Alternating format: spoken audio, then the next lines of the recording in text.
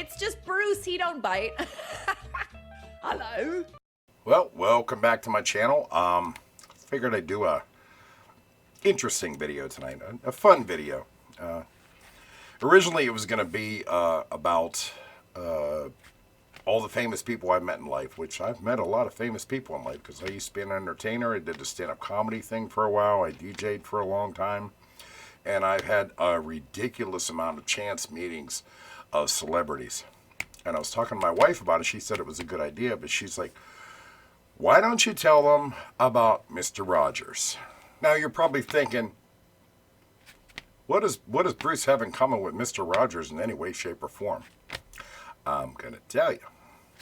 I was born 1968. Makes me Gen X. 1968, coincidentally, is the first year Mr. Rogers' Neighborhood came out on TV. Channel 13 right here in Pittsburgh. He's homegrown. The guy's from Latrobe, which is like you have Pittsburgh on one side of me and you have Latrobe on the other side of me. And a lot of people say it's Latrobe. That's been an ongoing argument, especially locally, how to say Latrobe. I was raised to say Latrobe. I met Mr. Rogers in 1973. I was in kindergarten. My father and him were actually friends. And so it was not uncommon for us to meet once in a while to all have dinner. And we used to go to a little restaurant in Greensburg, Pennsylvania. It was called the Lincoln Inn. And it was also partnered with KFC. So half the building was Kentucky Fried Chicken. The other half was the Lincoln Inn. And that's how it started, 1973, having dinner with Mr. Rogers. I'm only like 5 years old. I'm in kindergarten. And I get to have dinner with Mr. Rogers and his wife, Joanne. Very nice people from what I remember. I didn't know it was such a big deal back then. It was just, little 5-year-old kid. I'm bored out of my mind with the adults talking and everything like that. But I did know it was Mr. Rogers, and it was cool. Oh, this is actually hard for me.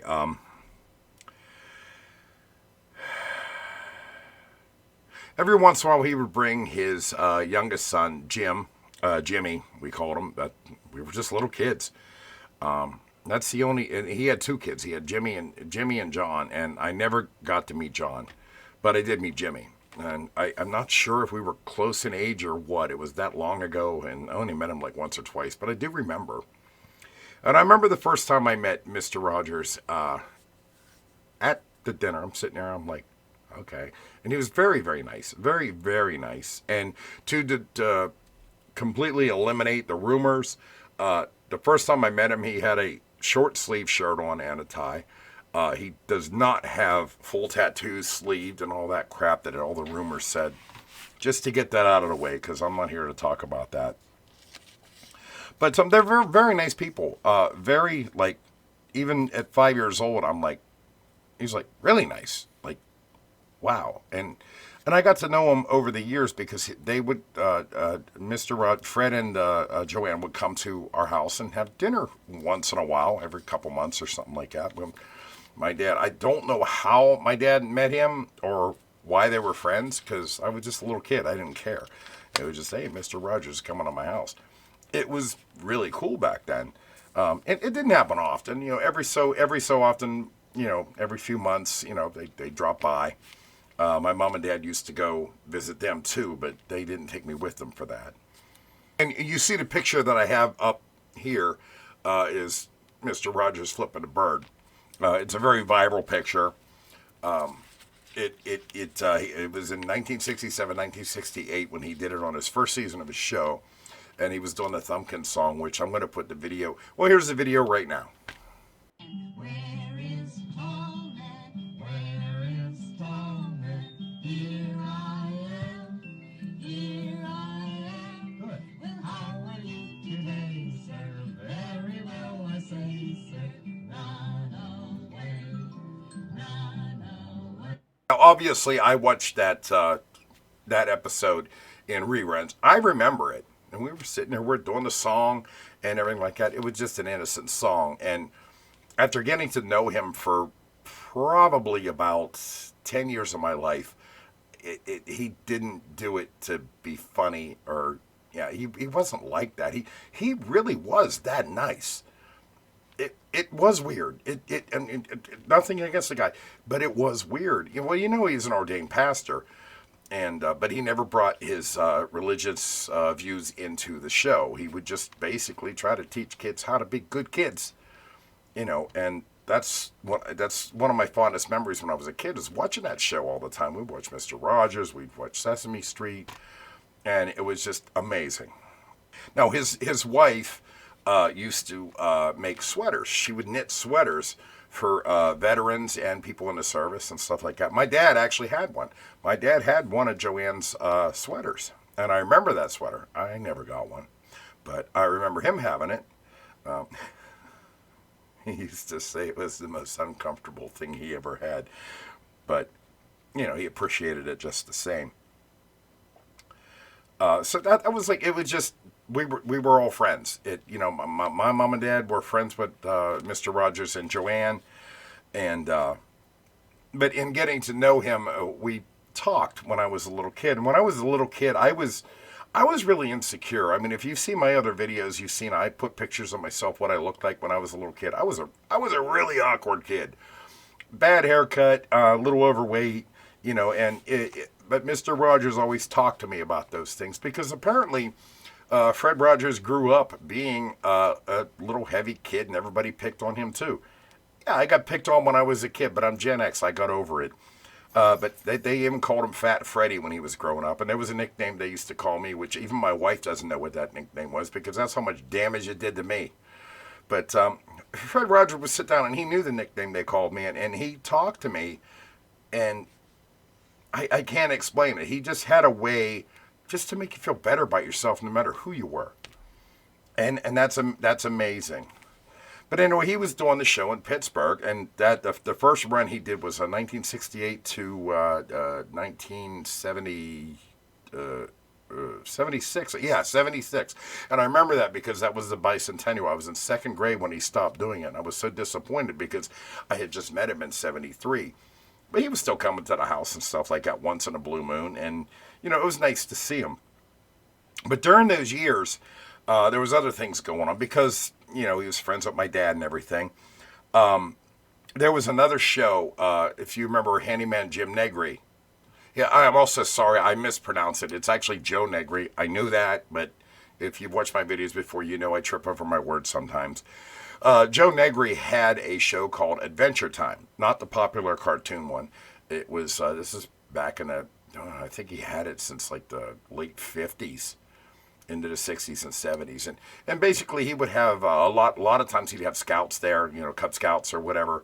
He had a big audience of kids, and they play cartoons and it was a variety show for kids, and they have big audience of kids in like a stands type thing, and his thing was he would remember everybody's name, so he would take like halfway through the show he would go through and tell everybody what your name was. And I mean, I can't remember what I had for breakfast now, let alone remember what everybody's name was in a stand, probably of at least, I don't even want to say 36, I'm saying maybe 50 people. And Joe Negri knew everybody's name. And he would go through, like, because I was on the show, he would ask everybody their name, and he had some kind of memory trick, and he remembered each and every person's name, which I just thought was amazing. But I was on that show a couple times, at least 5 times that I remember.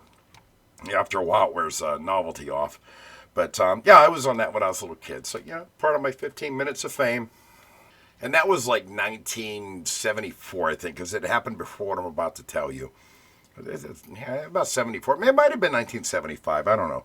But in 1975, something really, really cool happened to me as a little kid. It was 75. I would have been 5, 6, 7, 8 years old.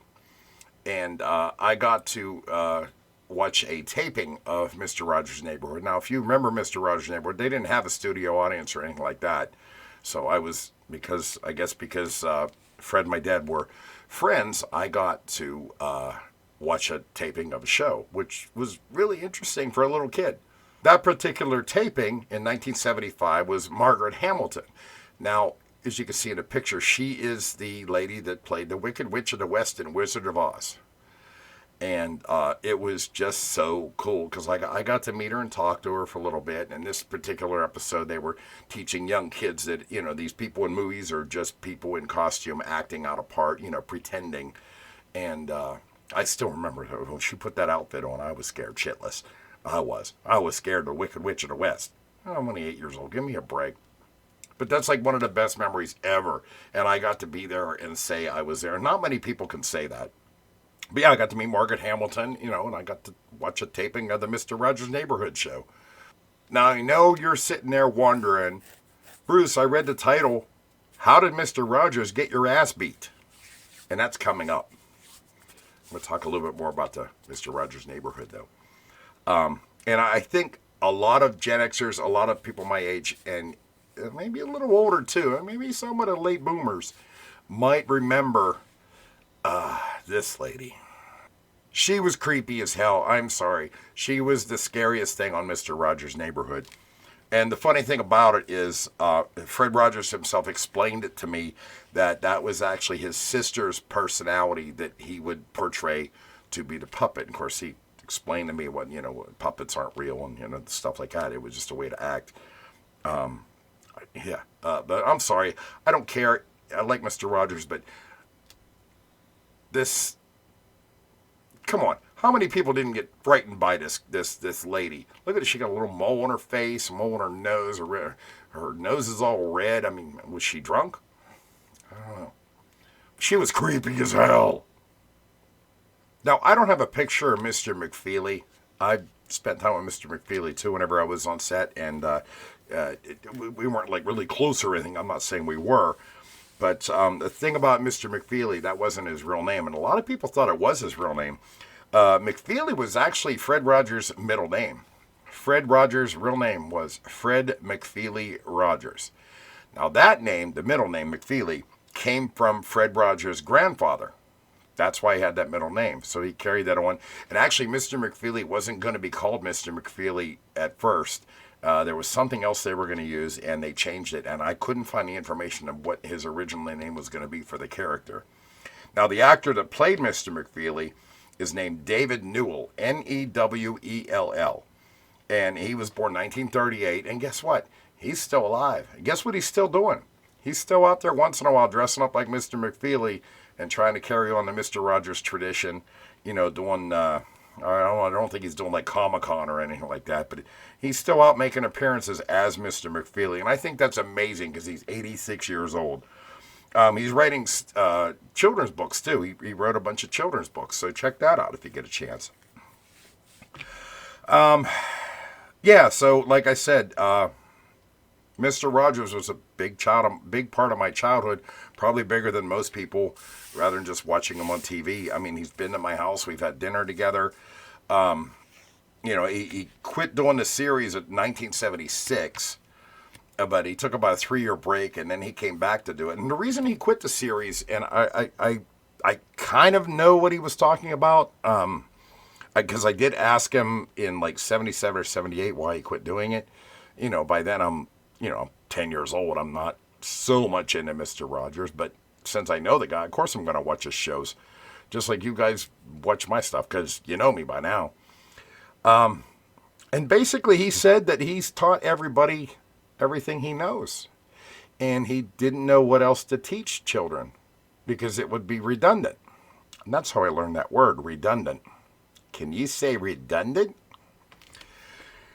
Well, shortly after that, in 1979, he started it back up. He got talked into it, and he did another stint from 1979 to 2001. And he brought back the Mr. Rogers' Neighborhood show, and I watched it. I watched it right up until the end because, I know the guy. And it was interesting. It just... I've never met anybody in my life like Mr. Rogers. Most of the people I know are assholes. Including myself.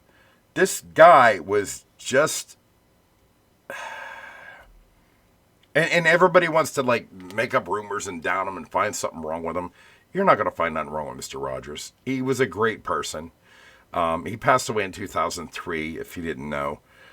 Younger people, I don't know if y'all got a chance to watch Mr. Rogers' Neighborhood or not, But if you ever get a chance to watch it in reruns, not so much for millennials or Gen Z, Gen Alpha. They're little. I mean, see if they like it, because it teaches you a lot. It teaches you how to be humble. It teaches you a lot. And it was a big part of my childhood. And that's why I did this video tonight. We all know what happened earlier tonight with Trump. And, it's kind of like a big kick to America's nuts. So I just wanted to do something happy. And when I think of Mr. Rogers, I think of a lot of happy stuff that happened, a lot of good stuff, a lot of good memories. So